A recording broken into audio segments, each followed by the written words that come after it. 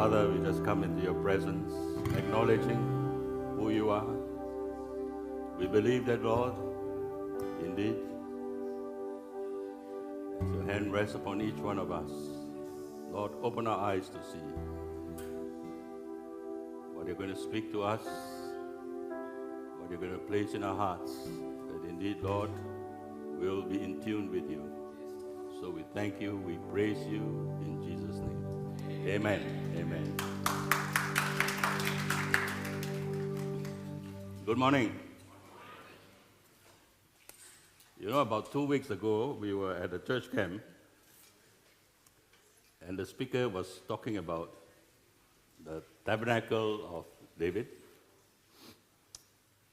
And as part of the Davidic worship, we realize that when heaven and earth are aligned, we begin to see revival happening. Amen. And so, we are going to enter into this series, this new series on enthroning Jesus through praise. Now, if you read through the scriptures, you realize that praise and worship is a very important element of our Christian walk. In fact, you look at the Old Testament, even entering into warfare, the first thing that took place is praise and worship. So for us, this morning, as we begin this series, we are looking at trying to understand who God is. So in this series, we have God's glory, God's majesty, and how we should respond to it. And so this morning, I'm going to look at God's majesty, taken from Ezekiel 1. Okay, Ezekiel 1 is not something that we normally look at. What is God's majesty? When we refer to God's majesty, we are thinking of the manifestation of God's glory or God's greatness. Now think about this. When God created man, okay, He created man in the likeness of God. In other words, somehow we have some semblance or some likeness to who God is. And so in our lives, we are called to display or to exhibit God's character. Amen. Unfortunately, when we look at mankind, you look at the world today, I don't think we exhibit much of God's character. But this is what we are called to do. This majestic God of ours, this God that we somehow do not fully understand. We are called to exhibit His character.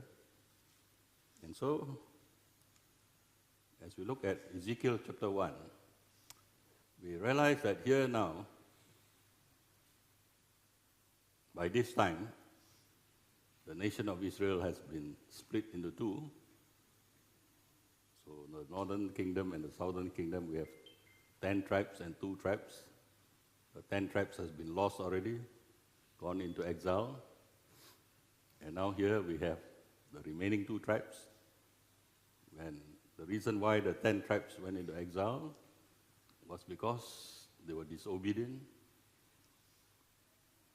And God wanted this as an example to Judah, that they too will not fall into the sins of Israel. But unfortunately, they disobeyed, and so God sent them into exile also. And so as we begin Ezekiel chapter 1, they are now in exile, and a vision came to Ezekiel the priest. Now we understand in the Old Testament, there are 3 main offices. We have the priest, we have the prophet, and we have the king. And each one of them is not supposed to do what the others are doing. So we have the story of King Saul trying to be the priest in place of Samuel, and so God rebuked him and removed his inheritance from him for trying to do something he's not supposed to do. And here in this story in Ezekiel the priest, suddenly God told him, okay, you're going to be a prophet. I'm giving you a vision, and you're going to speak on my behalf. So now we have this vision coming to Ezekiel, and this vision is a message of hope, that even though they are now in exile, Judah can return to God, provided they obey him. Wow, what's that? And it's the same for all of us. You know, somehow none of us are always walking in the right way. Sometimes we stray. And what happens is this: God's always calling us back. And as we return to God, you know, the Bible is very clear. As we return to him, he forgives us. And he begins this process of restoring us and blessing us. So when we look at this story, we find here the message given by God, of course not just in Ezekiel 1, but the following chapters as well, that God is speaking to the nation of Judah now and telling them, okay, come back to me. Okay, so here we have a message of hope. So Ezekiel sees this vision. He sees this storm coming. And then in the midst of the storm, he sees 4 living creatures. And the Bible here says, these 4 living creatures, they look like men, but they're not men. Look quite like, because it says, in the likeness of men. But as you look, or as Ezekiel looks at them, he discovers that, these 4 living creatures have 4 faces. Okay? 4 different faces. Men only got 1 face, right? I don't know how you can look at something that has 4 different faces. Anyway, these 4 different faces speak of 4 different things, which we're going to look at now. And the Bible describes in Ezekiel chapter 10 that these 4 living creatures, they are called cherubim, or a kind of angel. Cherubim. And if you look at the scriptures, the first time cherubims are mentioned is when Adam and Eve fell. They were cast out of the Garden of Eden. And what happened? The cherubim were placed at the entrance so that Adam and Eve cannot go back into the garden. And then subsequently, in the Old Testament, you discover when it talks about the tabernacle, talks about the temple, in the Holy of Holies, you will find the cherubim there. And always, the cherubim is associated with the praise and worship of God. Okay, so now we have these 4 cherubim appearing before Ezekiel. So it got something to do with praise and worship.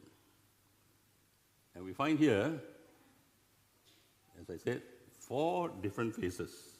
And each face tells a different story. So what do these 4 faces mean? If you look carefully, they're all to do with land animals or land creatures. Land creatures and 1 in the air. Got nothing to do with the sea. And they represent probably the most powerful, the most formidable of all the land creatures. And each of these living creature, they represent a different aspect of the characteristic of God. Okay, so let's look at these 4 different creatures. The first is the lion. Now, the lion represents power, dominance, and is a symbol of royalty. It speaks of us giving rule over the earth. You know, when man was first created, what were we called to do?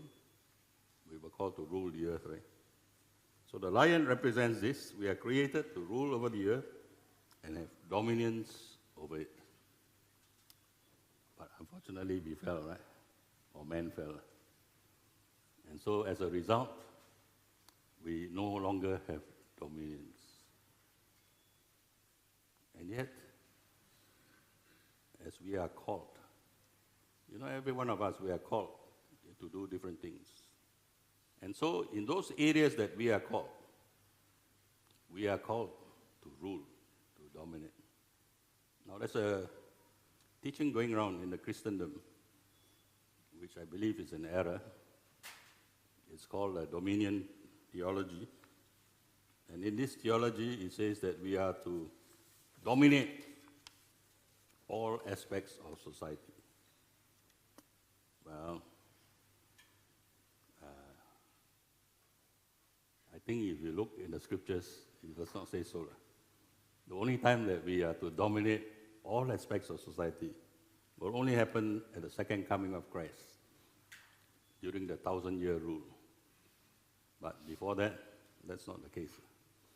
And so we are called to dominate, but only in the area that we are called to, not in other areas. The problem with dominance is this. If you only dominate and do nothing else, in other words, you have all this authority given to you, guess what will happen to you? Pride will come in. Pride will creep in, which is exactly what happened to Lucifer. If you read Ezekiel chapter 28, Isaiah chapter 14, you'll find a description of this mighty cherub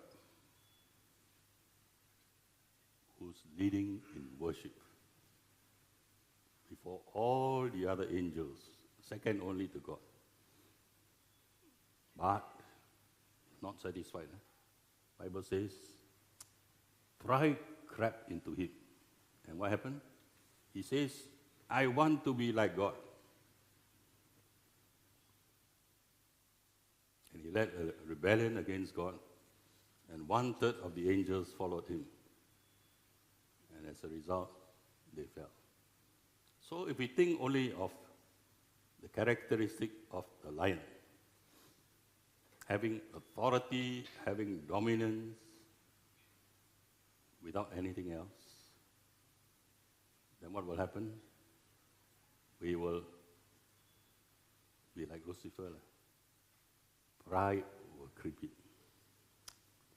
Unfortunately, if you look at Christian circles, you find some Christian leaders behaving like this. They say, I have all authority, you follow me, you do whatever I tell you. That should not be the case. So, number 1, the lion. Next, we have the ox, the face of the ox. And the ox is the balance to the lion. And what's the ox? If you look at the ox, you realize that the ox is probably a humble creature, doing all the hard work, tilling the ground. And so, in everyday image, okay, this image of the ox speaks of servanthood. So, authority without servanthood will lead us astray. Okay, so authority must be balanced with servanthood. But servanthood without authority will lead us to meaningless work. You're just doing work without anything meaningful. Okay, so there's always a balance in our Christian walk. Authority plus servanthood. So if we serve while having authority and yet balanced with the fact that we know that we are a servant and we're not just a king but a servant as well, we realize that we are displaying what God wants us to see. Okay, so we have the lion, and then we have the ox. Then next creature that we see is the man, the face of a man. And what does man speak of? Of course, man speaks of humanity. And if you look at all the aspects of humanity, probably the highest is love. Okay? So the Bible speaks again and again of God, describing God, saying that God is love. And so when we display love in our lives, we are displaying a characteristic of God. This is what God's calling us to do, right? To have authority and yet be a servant, living a life displaying love as well. And then the fourth face is that of the eagle. An eagle speaks of power, it speaks of speed. It's a symbol of divinity or the Holy Spirit. Okay? So in the Holy Spirit, we clearly see that the Holy Spirit does not, in the Old Testament, the Holy Spirit does not reside in every believer. It's only in the New Testament where after Christ has ascended, he sent the Holy Spirit, that whoever believes in him will have the Holy Spirit residing in him. And so the Holy Spirit is there to lead and guide us as we make decisions, as we follow God in whatever God calls us to do. So now we have this balance of what the four living creatures represent. Now, whatever God has in mind for Israel, let me say this, he also has in mind for the church to fulfill. Whatever Israel failed to do, the church is required to do. Okay? So how do we know that these four living creatures has got something to do with us? Although I described to you, right, the characteristics of these four living creatures. What's the association of the four living creatures with us? I mean, you can always say, oh, this one speaks of this one speaks of that. But where in the Bible does it say that these two are connected? You know, the Scripture interprets Scripture, right? So we don't just out of the blue pluck something and say, okay, this is what the Scripture says. So now we talk about the four living creatures, and how do we know that the four living creatures are associated with what we are supposed to do? Well, as I said, Scripture interprets Scripture. And if you go back to the Old Testament and look at Numbers chapter 2. Okay, in Numbers chapter 2, you find that the nation of Israel is now moving to the promised land. And the way they move, they are divided into 4 sections. So each section has 3 tribes. Of the 12 tribes, 3. Altogether 12, right? And of the 3, 1 tribe will take the lead. Now, the Bible does not say this, but if you look at the Jewish religious text or the Talmud, you'll find a description of these 12 tribes, and they are moving. And as they move, or as they stay anyway, they all carry a banner, okay, a banner or a standard. And on this banner, there is a picture, okay? And that means there are 4 pictures altogether. We've got four sections. And these 4 sections, or 4 banners, have in their pictures the picture of the lion, the ox, man, and the eagle. In other words,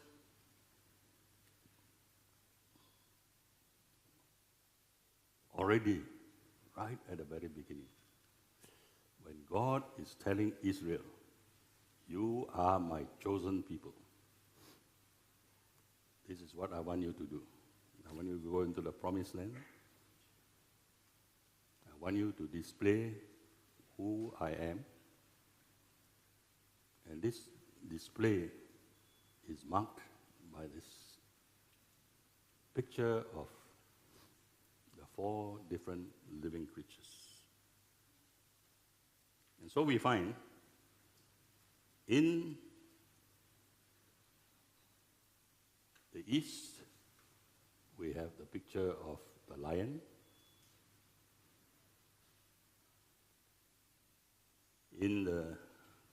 Led by the tribe of Judah. In the west, we have the picture of the ox, led by Ephraim. In the south, we have the picture of man, okay, led by Reuben. And in the north, you have the picture of eagle, led by Dan. So here we have a picture. And what is this picture? It's not a picture for individual tribes. Individual tribes have their own calling. But as a nation in totality, what is God saying to them? God has a message for them before they enter the promised land, that all these 4 different characteristics of God are to be displayed in their lives. At the beginning, I said that whatever Israel is supposed to fulfill, the church is supposed to fulfill as well. And so today, as we walk, we are called to display these very 4 same things in our lives. That as a church, we begin to see God's majesty being displayed in us, in totality. We are not individuals where we can display all 4. Some of us are in authority, some are in servanthood, some are in displaying love.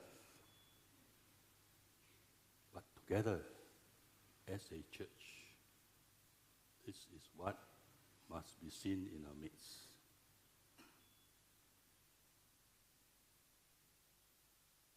Today, let me ask you a question. Do you see this happening in our church?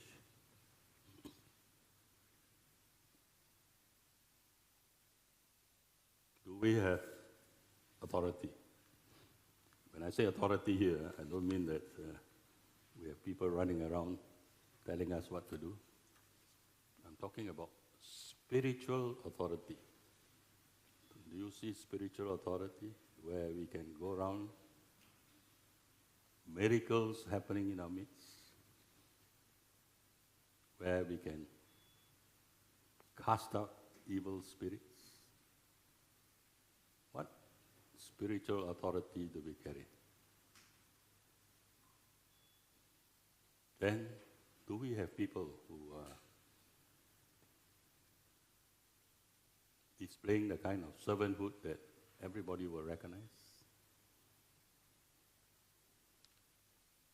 Are we as a church recognized as a living church? Or are we recognized as something else?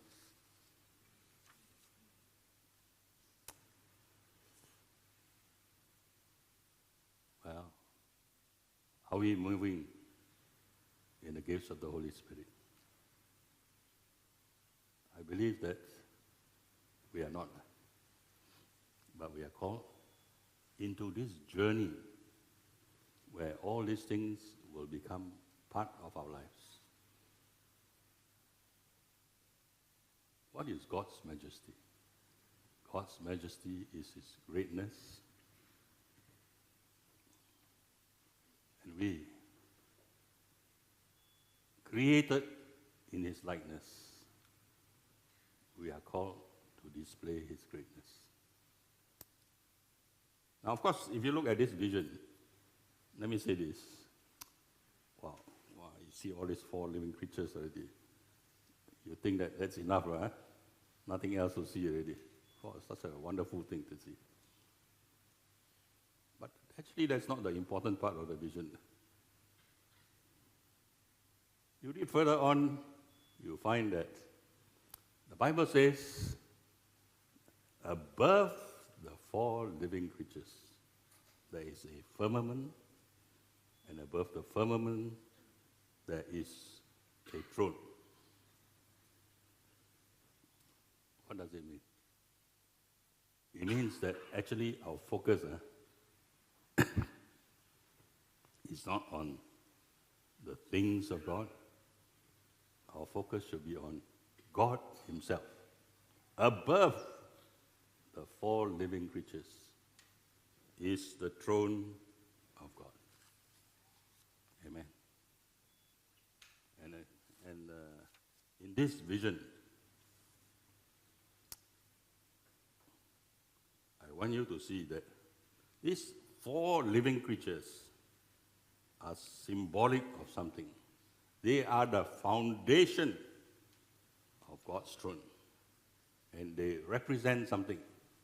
They represent the multifaceted glory, okay? The power and dominance that God wants to effect on earth. Originally through Israel, but because Israel failed, now He wants to effect it through the church. And so, you and I, this is what we are called to do, to display the characteristics of God. Amen. That when anybody sees us, they know that God is present. Of course, we are not God, but at least we got a little bit of it. And so even little bit, people can see there's something different about us. Unfortunately, we are not. That's our problem. And so, this is what we are called to do. This is what we should be moving along so that we become more and more. The Bible says we should be transformed into the likeness of Christ. And because we are not, that's why when people see us, instead of glorifying God, they turn away from God. I think I shared with you many times that in the past when I try and share the gospel with other people, then I ask them, do you want to believe? They say no. And why no? Because of the behavior of Christians. Christians do not do or behave in accordance with what they say. Actually, we don't need to say much. If our life is a living testimony, that's more than enough. If our life demonstrates who we are, a child of God, no need to say too much. Anybody look at you, they will know. This is a God that we can believe in. This is a God that we can trust. This is a God that we want to follow. And so, this morning. This is what I want to urge you to consider. Who are we? We are children of God, but we are not acting like one. And so the Bible here, when it talks about the four living creatures, it talks about facets of God's characteristics that we are to display. Of course, we may not be able to display all of it, but at least one. Surely we can display love. We can display the gifts of the Holy Spirit. We can display servanthood or authority, one of these, maybe more. But this is your calling in life. Your calling, my calling, that we are different from the rest of the world. We are called to display God's majesty. Amen. Remember, we are different. Bible says here, Ezekiel, when he saw this vision. Now remember, this is a vision. He's not actually seeing God. Just a vision. And even just looking at that vision, when he saw the likeness of God, he fell on his knees and worshiped God. Now, it's a bit difficult to describe God. The Bible here only says, in the likeness of man. Because how to describe God? We see here a description, fire coming out from within this presence. God looks like man. Actually, we look like God in some way or another, because we are created in God's likeness, but not fully. And so there's some kind of link. So when Ezekiel sees this vision, he already sees, hey, wow, this must be God. Similarly, if you look at Revelation chapter 4, when John saw the same four creatures, again, he fell on his knees. Why? Because these four creatures are a representation of who God is. And above them is the throne of God. You read the book of Isaiah. Isaiah also saw four living creatures. But these four living creatures are not cherubim. The Bible says that they are seraphim, a different kind of angel. But again, as you look at the angel, you recognize that above the angels is God. This is what we are called to do. And so let me emphasize today as I close, and I ask the worship team to come forward.